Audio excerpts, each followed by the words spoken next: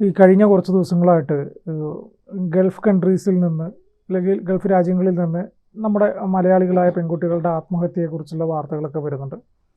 ചെറിയ പെൺകുട്ടികളാണ്, ഭർത്താവിൻ്റെ പീഡനം കൊണ്ട് ആത്മഹത്യ ചെയ്യുന്നു എന്നുള്ളതാണ് നമുക്ക് ലഭിക്കുന്ന വിവരം. പക്ഷേ കഴിഞ്ഞ ദിവസം അതിൽ നിന്ന് വ്യത്യസ്തമായിട്ട് ഒരു ഡോക്ടർ, കണ്ണൂർ സ്വദേശിനിയായ ഡോക്ടർ ധനലക്ഷ്മി, അതായത് അവർ താമസിക്കുന്ന സ്ഥലത്ത് മരിച്ചു കിടക്കുന്നതായിട്ട് കണ്ട ഒരു വാർത്ത പുറത്തു വന്നു. 2 ദിവസമായിട്ട് അവർ ഡ്യൂട്ടിക്ക് പോകുന്നില്ല, വിളിച്ചിട്ട് കിട്ടുന്നില്ല.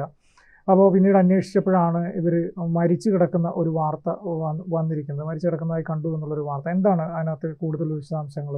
തീർച്ചയായും ധനലക്ഷ്മി എന്ന് പറഞ്ഞ പേര് കേൾക്കുമ്പോൾ തന്നെ ഒരു വല്ലാത്തൊരു വിഷമമാണ്. കാരണം ഈ പറഞ്ഞതുപോലെ എല്ലാവരും ഇപ്പോൾ വളരെ ചെറുപ്പത്തിൽ ഒരുപാട് ജീവിതം ജീവിച്ച് തീർക്കാനുള്ള, ഒന്നുമില്ലെങ്കിൽ വളരെ സൗന്ദര്യത്തോടു കൂടി തന്നെ മരിക്കേണ്ടി വരിക, കുറേയേറെ വർഷം ഇനിയും ഭൂമിയിൽ ജീവിക്കേണ്ട യുവതികൾ, ഇവരൊക്കെ ഇങ്ങനെ ആത്മഹത്യ, ജീവൻ വെടിയുകയാണ്. അതൊരു വിഷമം ഉണ്ടാക്കുന്ന കാര്യമാണ്. അതും ഭർതൃപീഡനത്തെ തുടർന്ന് ഉള്ള ആത്മഹത്യകൾ. അങ്ങനെയൊക്കെ വരുമ്പോൾ ജീവിതം അവസാനിപ്പിക്കുന്നത് എന്തിനാണ്? കാരണം ജീവിതത്തെ നേരിടുക, എന്ത് പ്രശ്നങ്ങളെയും പ്രതിസന്ധികളെയും നേരിടുക എന്നുള്ളതാണ് നമ്മുടെയൊക്കെ ഒരു ആത്യന്തികമായ ലക്ഷ്യം. ദൈവം തന്നിട്ടുള്ള ഈ ഒരു ജീവിതം മനോഹരമായി ജീവിച്ച് തീർക്കുക. പ്രതിസന്ധികൾ ഉണ്ടാകാം, പ്രശ്നങ്ങളുണ്ടാകാം.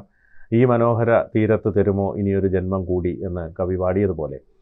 കാരണം ഇത്രയധികം സന്തോഷത്തോടെ, ഇത്രയധികം നല്ല പ്രകൃതി രമണീയമായ, അല്ലെങ്കിൽ ഈ ഒരു ലോകത്ത് നമുക്ക് ജീവിക്കാൻ കഴിയുന്ന ദൈവത്തോട് നന്ദി പറയേണ്ട ആ സ്ഥാനത്താണ് ഇത്ര സുന്ദരികളായ പല യുവതികളും നമ്മളെ വിട്ടു പോകുന്നത്. അത് വലിയ സങ്കടം ഉണ്ടാക്കുന്നൊരു വാർത്തയാണ്. ഇപ്പോൾ ജീവിതത്തെ വളരെ മനോഹരമായി ആസ്വദിച്ചിരുന്ന ഡോക്ടർ ധനലക്ഷ്മിയുടെ വിയോഗവും പ്രവാസി മലയാളികൾക്ക് ആഘാതമായി. കാരണം പ്രവാസി മലയാളികളെ സംബന്ധിച്ചിടത്തോളം ഇപ്പോൾ അടുത്ത ദിവസങ്ങളിലായി കുറേയേറെ ആത്മഹത്യകൾ ഇങ്ങനെ വരികയാണ്.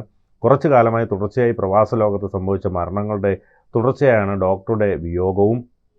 2 ദിവസമായി ഡോക്ടർ ആശുപത്രിയിൽ എത്തിയിരുന്നില്ല. ഫ്ലാറ്റിലേക്ക് എത്തിയ സഹപ്രവർത്തകരാണ് അവരെ മരിച്ച നിലയിൽ കണ്ടെത്തിയത്. എന്താണ് മരണത്തിലേക്ക് നയിച്ചതെന്ന കാര്യവും വ്യക്തമായിട്ടില്ല.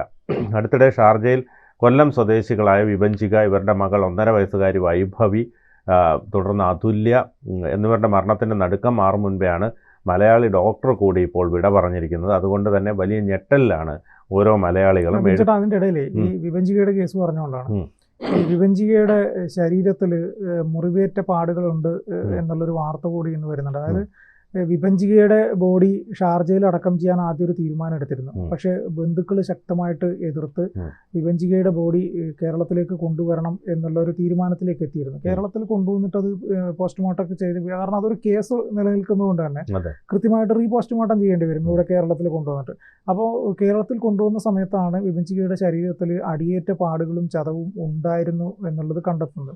സ്വാഭാവികമായിട്ടും ആ കേസ് ഒന്നുകൂടി മുറുകാനുള്ള സാധ്യത കൂടി കാണുന്നുണ്ട്. അത് അതിൻ്റെ ഇടയിൽ പറഞ്ഞു എന്ന് മാത്രം. തീർച്ചയായിട്ടും അത് ഈ പറഞ്ഞതുപോലെ ഇപ്പോൾ ഈ വിഭജികയുടെ അതുല്യയുടെയും ഒക്കെ സതീഷ്, അയാളുടെ ക്രൂരതകളൊക്കെ നമ്മൾ കണ്ടതാണ്. അപ്പോൾ ഈ പറഞ്ഞതുപോലെ ഇത് ഈ വിഷമമുണ്ടാക്കുന്ന പല വാർത്തകളാണ് വന്നുകൊണ്ടിരിക്കുന്നത്. അപ്പോൾ ഈ ആ ഞെട്ടലിൽ നിന്നൊക്കെ മുക്തരാവുന്നതിന് മുമ്പാണ് എഴുത്തുകാരി കൂടിയായ ഈ ഡോക്ടർ 10 വർഷത്തേറെ UAE പ്രവാസിയായിരുന്നു. മുൻപ് കണ്ണൂർ ധനലക്ഷ്മി ആശുപത്രിയിലും ഇന്ദിരാഗാന്ധി ആശുപത്രിയിലും സേവനം അനുഷ്ഠിച്ച ശേഷമാണ് ഗൾഫിലേക്ക് പോയത്. കണ്ണൂരിലെ ആനന്ദകൃഷ്ണ ബസ് സർവീസ് ഉടമസ്ഥനായ പരേതനായ നാരായണൻ്റെയും ചന്ദ്രമതിയുടെയും മകളാണ്. ധനലക്ഷ്മി മോട്ടോഴ്സ് എന്ന പേരിൽ പിതാവിൻ്റെ ബസ് സർവീസിൻ്റെ പേരിൽ നേരത്തെ ചില സാമ്പത്തിക പ്രശ്നങ്ങൾ അവർക്ക് ഉണ്ടായിരുന്നതായാണ് സുഹൃത്തുക്കൾ പറയുന്നത്. എന്നാൽ അതിനെയൊക്കെ അതിജീവിച്ച് ഘട്ടത്തിലാണ് ഇപ്പോൾ മരണം സംഭവിച്ചിരിക്കുന്നത്. മറ്റുള്ളവരെ സഹായിക്കാൻ ഓടിയെത്തുന്ന വ്യക്തിത്വമായിരുന്നു ഈ ഡോക്ടറുടേത്. നെഞ്ചു പൊട്ടുന്ന ദുഃഖം അനുഭവിക്കേണ്ടി വരുമ്പോൾ ഞാനുണ്ട് കൂടെ എന്ന് പറഞ്ഞ് ഒരാൾ കൂടെയുള്ള അത്ര മനസ്സമാധാനം ക്യാൻസർ സെൻറ്ററിൽ പോലും ലഭിക്കില്ല. നമുക്കറിയാമല്ലോ, നമുക്കൊക്കെ ഒരു പ്രതിസന്ധി ഘട്ടം വന്നാൽ, നമ്മളെ ആരെങ്കിലും ദ്രോഹിക്കുകയോ അല്ലെങ്കിൽ എന്തെങ്കിലും സാമ്പത്തിക പ്രതിസന്ധിയോ അല്ലെങ്കിൽ നമ്മൾ പോലും അറിയാത്ത ആരോപണങ്ങൾ നമുക്കെതിരെ മറ്റുള്ളവരോട് പറയുകയോ ഒക്കെ ചെയ്യുമ്പോൾ നമ്മൾ അനുഭവിക്കുന്ന ഒരു വിഷമമുണ്ടല്ലോ. ആ സമയത്ത് നമ്മുടെ കൂടെ നിൽക്കുന്ന ആൾക്കാരെ നമുക്കൊരിക്കലും മറക്കാൻ കഴിയില്ല. കാരണം നെഞ്ചു പൊട്ടുന്ന ദുഃഖം അനുഭവിക്കേണ്ടി വരുമ്പോൾ, കാരണം ജീവിതം പോലും അവസാനിപ്പിക്കേണ്ടി വരുന്ന സന്ദർഭങ്ങളിൽ നമ്മുടെ ഒപ്പം നിന്ന് നമുക്ക് ആശ്വാസം പകരുന്ന ആ സുഹൃത്തുക്കളാണ് നമ്മുടെ യഥാർത്ഥ സുഹൃത്തുക്കളെന്ന് പറയേണ്ടി വരും. കാരണം നമുക്ക് ധനമുള്ളപ്പോഴോ നമ്മൾ സന്തോഷത്തോടെ ഇരിക്കുമ്പോൾ നമ്മളോട് വന്ന് സംസാരിക്കുന്നവരല്ല, അല്ലെങ്കിൽ നമ്മളോട് കൂട്ടുകൂടുന്നവരല്ല യഥാർത്ഥ സുഹൃത്തുക്കൾ. നമ്മുടെ പ്രതിസന്ധി ഘട്ടത്തിൽ നമ്മുടെ ഒപ്പം നിന്ന് നമ്മളെ ആശ്വസിപ്പിക്കുകയും നമ്മളെ ജീവിതത്തിലേക്ക് മടക്കി കൊണ്ടുവരികയും ചെയ്യുന്നവരാണ് യഥാർത്ഥ സുഹൃത്തുക്കൾ. തീർച്ചയായിട്ടും. അപ്പോൾ അതിലേറ്റവും വലിയൊരു പങ്ക് വഹിച്ചൊരു ഡോക്ടറാണ് ഇപ്പോൾ വിട്ടുപോയിരിക്കുന്നത്. മറ്റുള്ളവരെ സഹായിക്കുന്നതിൽ ഏറെ സന്തോഷം കണ്ടെത്തിയിരുന്ന ഡോക്ടർക്ക് ഇങ്ങനെയല്ലാതെ ഇങ്ങനെ പോകേണ്ടിയിരുന്നില്ല എന്നാണ് കൂട്ടുകാർ പറയുന്നത്. ഇപ്പോൾ അവരുടെ അപ്രതീക്ഷിത വിയോഗത്തിൽ നെഞ്ചുപൊട്ടിയിരിക്കുകയാണ് സുഹൃത്തുക്കളും വിവിധ കൂട്ടായ്മയിലുള്ളവരുമൊക്കെ. എഴുതിയും പറഞ്ഞും മറ്റുള്ളവരെ സഹായിച്ചും സാംസ്കാരിക പ്രവർത്തനം നടത്തിയും സന്തോഷം കണ്ടെത്തുകയായിരുന്നു അവർ. അപ്പോൾ നിശ്ചയദാർഢ്യമുണ്ടെങ്കിൽ ഏത് മഹാരോഗത്തെയും ഒരു പരിധിവരെ അതിജീവിക്കാമെന്ന് എഴുത്തിലും പ്രസംഗങ്ങളിലും അവർ ഓർമ്മിപ്പിച്ചിരുന്നു. ഒരാളെ കാണാൻ ഓടിയെത്തുന്ന സമയത്ത് പോലും അവർ ഈ പറഞ്ഞതുപോലെ അവർ ആ ഡോക്ടർ എന്ന നിലയിൽ അവർ വലിയ ആശ്വാസമാണ് മറ്റുള്ളവർക്ക് നൽകുന്നത്. അപ്പോൾ അത്തരത്തിൽ ഉള്ള ഒരു ഡോക്ടറായിരുന്നു നഷ്ടപ്പെട്ടു പോയത്. അപ്പോൾ അത് വളരെയധികം സങ്കടം ഉണ്ടാക്കുന്നു എന്നാണ് കൂടെ ഉള്ളവരൊക്കെ പറയുന്നത്. ഒരാളെ കാണാൻ സമയമില്ല എന്ന് പറഞ്ഞാൽ അവരിൽ നിന്നുള്ള ഒഴിഞ്ഞു മാറലാവാം അത്. ആവശ്യമെങ്കിൽ സമയം കണ്ടെത്താൻ സാധിക്കും. ഒരാൾ മറ്റൊരാൾക്ക് നൽകുന്ന പരിഗണനയുടെ അടിസ്ഥാനമായിരിക്കും സമയവും എന്നും ഡോക്ടർ ധനലക്ഷ്മിയുടെ വാക്കുകൾ എക്കാലത്തും പ്രസക്തമാണ്. അപ്പോൾ നമുക്ക് അറിയാം, ഈ പറഞ്ഞതുപോലെ പലപ്പോഴും ഈ പലരും സമയമില്ല അല്ലെങ്കിൽ കാണാൻ സമയമില്ല എന്ന് പറയുന്നത് ഒരു എക്സ്ക്യൂസ് മാത്രമാണ്. എത്ര തിരക്കുള്ള ആളാണെങ്കിലും ചിലപ്പോൾ ആ സമയത്ത് തിരക്ക് പിടിച്ചൊരു സമയമാണെങ്കിൽ കാണാൻ കഴിയില്ല. പക്ഷേ പിന്നീട് അവർ തിരിച്ചു വിളിക്കും. അയാളുടെ പ്രയോറിറ്റി അനുസരിച്ചിരിക്കും. അയാൾ മറ്റേ ആൾ എന്തുമാത്രം സ്വാധീനമുണ്ട് എന്നതിനെ ആശ്രയിച്ചിരിക്കും. അത് വെച്ച് അത് ഡോക്ടർ അത് കൃത്യമായി എഴുതുന്നുണ്ട്. കണ്ണൂർ സെൻറ്റ് തെരേസ സ്കൂളിലായിരുന്നു ഡോക്ടർ ധനലക്ഷ്മിയുടെ വിദ്യാഭ്യാസം. മണിപ്പാൽ കസ്തൂർബ മെഡിക്കൽ കോളേജിൽ നിന്നും BDS പൂർത്തിയാക്കി. തുടർന്ന് തലശ്ശേരി ഇന്ദിരാഗാന്ധി കോഓപ്പറേറ്റീവ് ആശുപത്രിയിൽ 10 വർഷം പ്രാക്ടീസ് ചെയ്തു. അതിനിടയിൽ വിവാഹിതയായി. ഭർത്താവ് സുജിത്ത് അബുദാബിയിലായിരുന്നു. അങ്ങനെ ഡോക്ടർ ധനലക്ഷ്മിയും അബുദാബിയിലെത്തി. ചെറു പ്രായത്തിലെ എഴുത്തിനോട് താല്പര്യം പുലർത്തിയിരുന്നു. പിന്നീട് അവർ ബ്ലോഗ് എഴുതാൻ ആരംഭിച്ചു. കേരളത്തിൽ ബ്ലോഗ് എഴുത്തിനുള്ള പുരസ്കാരം ആദ്യകാലത്ത് കിട്ടിയവരിൽ ഒരാളായിരുന്നു.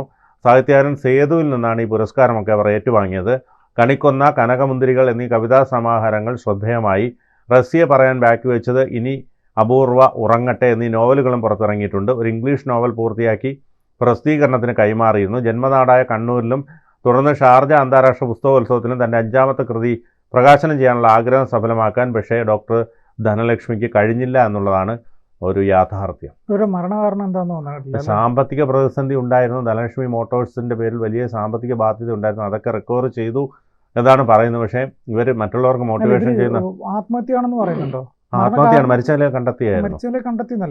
കാരണം എന്താണെന്നുള്ള പോസ്റ്റ്മോർട്ടം റിപ്പോർട്ട് വന്നിട്ടില്ലല്ലോ. തീർച്ചയായിട്ടും അത് വന്നാലേ അറിയാൻ കഴിയുള്ളൂ. എന്നാലും ഫ്ളാറ്റിലേക്ക് എത്തിയ സഹപ്രവർത്തകരാണ് അവരെ മരിച്ച നിലയിൽ കണ്ടെത്തിയത്. എന്താണ് മരണത്തിലേക്ക് നയിച്ചതെന്നുള്ള കാരണം വ്യക്തമാണ്. വളരെ പോസിറ്റീവായി നിൽക്കുന്ന ആളുകളുടെ ഉള്ളിൽ പോലും എന്തൊക്കെയോ ചില പ്രശ്നങ്ങളുണ്ട്, സങ്കടങ്ങളുണ്ട് എന്നുള്ളതാണ് അവസ്ഥ. ഈ നമ്മൾ വളരെ ചിരിച്ചുകൊണ്ട് നിൽക്കുന്ന മുഖങ്ങളുടെ എല്ലാം പുറകിൽ അവർ ചിരിച്ചുകൊണ്ടല്ല നിൽക്കുന്നത് എന്നുള്ളൊരു വസ്തുത നമ്മൾ മനസ്സിലാക്കണം. നമുക്ക് നമ്മുടെ മുന്നിൽ ചിരിച്ചുകൊണ്ട് നിൽക്കുന്ന പല ആളുകൾക്കും ഉള്ളിൽ ചിലപ്പോൾ അതൊരു കർട്ടനായിരിക്കാം. ചിലപ്പം അവർ എന്തോ ഹൈഡ് ചെയ്തുകൊണ്ടായിരിക്കാം ചിലപ്പോൾ ചിരിക്കുന്നത്. അതൊരു യഥാർത്ഥ ചിരിയാണോ, ഉള്ളു നിറഞ്ഞുള്ള ചിരിയാണോ എന്ന് മനസ്സിലാക്കാൻ പറ്റുന്നിടത്താണ് നമുക്ക് രണ്ട് വ്യക്തികൾ തമ്മിലുള്ള അടുപ്പം മനസ്സിലാക്കാൻ പറ്റും.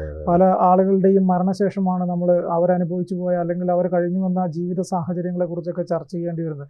വളരെ സങ്കടകരമായ ഒരു കാര്യമാണ്. അതായത് നമ്മൾ വളരെ സ്നേഹത്തോടു കൂടി അല്ലെങ്കിൽ നമ്മളെ വളരെ സ്നേഹത്തോടു കൂടി കണ്ട് ഉപദേശിച്ച് നല്ല നിലയിൽ നമ്മൾ വളർന്ന് നല്ല ആളുകളാകണം എന്ന് നമ്മളെ ഓരോ സമയത്തും ഉപദേശിച്ച് ഓർമ്മിപ്പിക്കുന്ന ആളുകൾക്ക് പോലും അവരുടെ ഉള്ളിൽ മറ്റുള്ളവരോട് പങ്കുവെക്കാൻ പറ്റാത്ത വിധത്തിലുള്ള വിഷമങ്ങൾ അവർ കൊണ്ടു നടക്കുന്നുണ്ട് എന്ന് പറയുമ്പോൾ ചിലപ്പോൾ നമ്മൾ ചിന്തിക്കും സൗഹൃദം എന്ന് പറയുന്നത് എത്ര അർത്ഥമില്ലാത്തൊരു കാര്യമാണെന്ന്. കാരണം സൗഹൃദങ്ങൾ അത്രമേൽ അർത്ഥമുള്ളൊരു കാര്യമായിരുന്നെങ്കിൽ പരസ്പരം എല്ലാ സങ്കടങ്ങളും സന്തോഷങ്ങളും പങ്കുവെക്കേണ്ടി വന്നേനെ. കൂടുതൽ വാർത്തകളും വിശേഷങ്ങളും നിങ്ങളിലേക്ക് എത്താൻ ABC മലയാളം സബ്സ്ക്രൈബ് ചെയ്യുക, ബെൽ ബട്ടണും അമർത്തുക.